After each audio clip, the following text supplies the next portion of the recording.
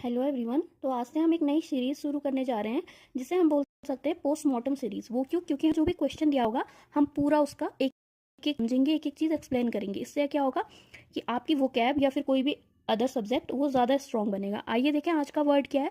आज हमें एक सेंटेंस दिया है और उसमें एक वर्ड दिया है ट्रांजिएंट, उसका एंटोनिम पूछ रहा है। तो सबसे पहले हमें इसका मतलब पता होना चाहिए। तो इसका मतलब क्या होता है? हिंदी में हम बोलेंगे इसे क्षणिक, यानी कि कुछ देर के लिए जो होता है वो। और इंग्लिश में हम इसे कह सकते हैं शॉर्ट टर्म चीज़ें होती हैं जो, उनको बोलते हैं हम, या हम कह सकते हैं टेम्परेरी चीज़ें जो होती हैं उनको हम बोलते हैं ट्रांजिएंट।